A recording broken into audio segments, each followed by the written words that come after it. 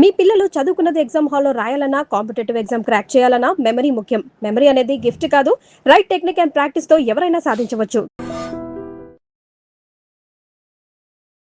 Hi hello నమస్తే, welcome back to iDream media. ఈరోజు మనతో ఉన్నారు హైకోర్టు అడ్వకేట్, అలాగే ఇమిగ్రేషన్ కన్సల్టెంట్ అయిన H1B వీసా కన్సల్ట్ సంబంధించిన పూర్తి వివరాలు ఇవ్వడానికి పృథ్వీ గారు ఉన్నారు. సార్తో మాట్లాడదాం. Hi sir. Hi Virat. Sir, current situation of NRI, అమెరికాలో ఉన్న ఎన్ఆర్ఐ సిచ్యువేషన్ ఎలా ఉందంటే అమెరికాలో ఉండలేరు, ఇటు ఇండియా రాలేరు అన్న విధంగా ఉంది. ఎందుకంటారు? అసలు ఏం జరుగుతుంది అక్కడ రైట్ నౌ? ఇప్పుడు అమెరికాలో ఉండేవాళ్ళు పర్మనెంట్ రెసిడెన్సీ కానీ, అక్కడ ఉండేటువంటి రెసిడెన్సీస్, అక్కడ ఉండేటువంటి గ్రీన్ కార్డ్ హోల్డర్స్ కానీ, అక్కడ సిటిజన్షిప్ గురించి కానీ మనం పెద్ద వరి అవ్వాల్సిన అవసరం లేదు.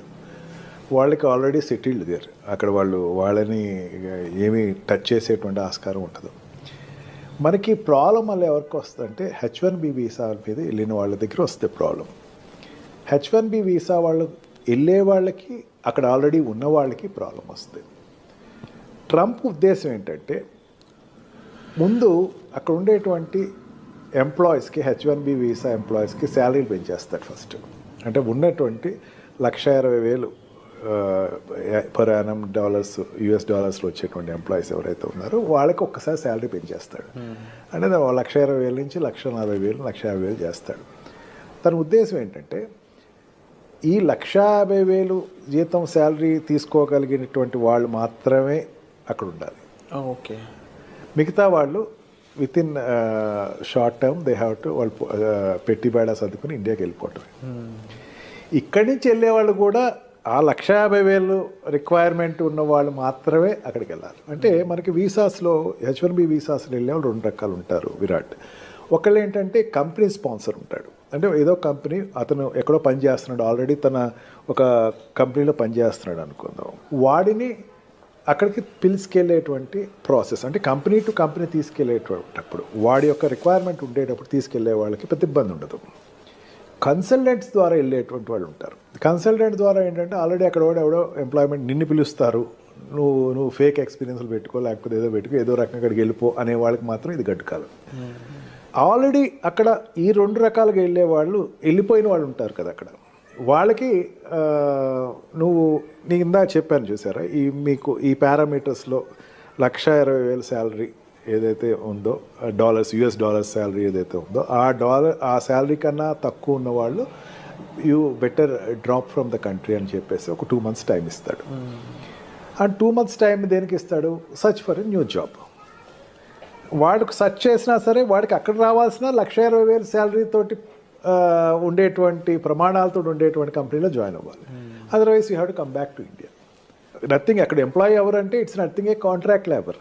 ఇక్కడ నుంచి కాంట్రాక్ట్లో అక్కడికి వెళ్తాడు, 6 months to 2 yearsలో కాంట్రాక్ట్లో వెళ్తాడు. వెళ్ళిన తర్వాత రెగ్యులరైజ్ అవ్వడు. అంటే వాడు అక్కడ ఉండేటువంటి what we call green card కానీ, అక్కడ రెసిడెన్సీ పర్మిషన్ కానీ రాదు వాళ్ళకి. వాళ్ళు ఇంకా గాల్లోనే ఉంటారు. అసలు రెసిడెన్సీ పర్మిషన్ రావాల్సిన వాళ్ళు ఇంకా 60 లక్షల మంది ఉన్నారట అక్కడ. ఇంకా 60 లక్షల మంది ఉన్నారు. ఓకే. వీళ్ళందరికీ ఎప్పుడు రాను, వాళ్ళు 3 phases వైజ్గా వస్తుంది. వాళ్ళకి ఫేస్ వైజ్గా రావాల్సి ఎప్పుడు వచ్చిన వీళ్ళకి, I'm not talking about Indians, world వైజ్గా ఉండేటువంటి అక్కడ US ఉన్న వాళ్ళు 60 లక్షల మంది. వీళ్ళందరికీ రావాలి అక్కడ ఉండే గ్రీన్ కార్డ్ రావాలి. గ్రీన్ కార్డ్ తర్వాత సిటిజన్షిప్ అప్లై చేసుకుంటారు. గ్రీన్ కార్డ్ రాకుండా ఉండి H1B వీసా మీద ఉన్నవాళ్ళు అక్కడ ఉన్నవాళ్ళు, వాళ్ళల్లో చాలామంది లెస్ దాన్ $1,20,000 మాత్రమే ఉన్నవాళ్ళు ఉన్నారు. 1,60,000 పైన ఉండేటువంటి వాళ్ళు జనరల్గా సాఫ్ట్వేర్ కంపెనీలో ఉండేవాళ్ళు. మనకి ఏంటంటే సాఫ్ట్వేర్ కంపెనీ ఒకటే అనుకుంటే కనపడతాయి, ఇంకా చాలా సెక్టర్స్ ఉంటాయి. ఆ సెక్టర్స్లో ఉండేవి అక్కడ ఆల్రెడీ USలో లాంచ్ అయిన వాళ్ళు ఉన్నారు. వాళ్ళందరూ కూడా 1,60,000 పైన శాలరీ ఉన్న వాళ్ళు మాత్రమే ఇక్కడ ఉంటారు. వాళ్ళకి 1,40,000 చేసేస్తాడు, గ్రాండ్గా చేస్తాడు. ఫస్ట్ 1,40,000 చేసి ఈ 1,40,000కి వాడికి ఇన్పుట్ ఉన్న వాళ్ళు మాత్రమే తీసుకోండి, ఇలాగే తీసుకోవద్దు. ఓకే. మెయిన్ కారణం ఏంటి? నా దేశీయస్తులు అక్కడ ప్లేస్ అవ్వాలి.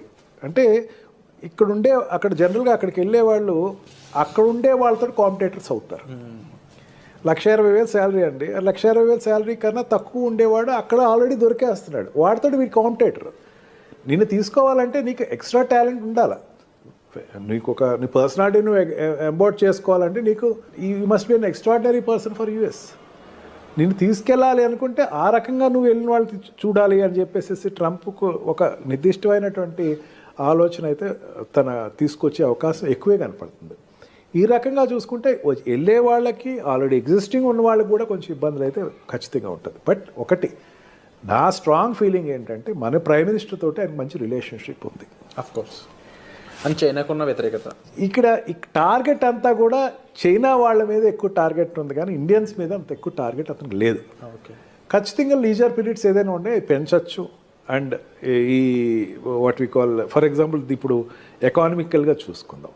ఎకానమికల్గా చూసుకుంటే అక్కడ ఇంపోర్ట్స్ ఏదైతే ఉన్నాయో చైనా నుంచి వచ్చేటువంటి ఇంపోర్ట్స్ని 60% ట్యాక్స్ పెంచే అవకాశం ఉందన్నాడు. అంటే చైనా నుంచి ఇంపోర్ట్ అయ్యేటువంటి వస్తువులన్నిటినీ కూడా ట్యాక్స్ పెంచే అవకాశం ఉంది. ఇప్పుడు అమెరికాలో ఎక్కువ చైనా గూడ్స్ దొరుకుతాయి మనకి.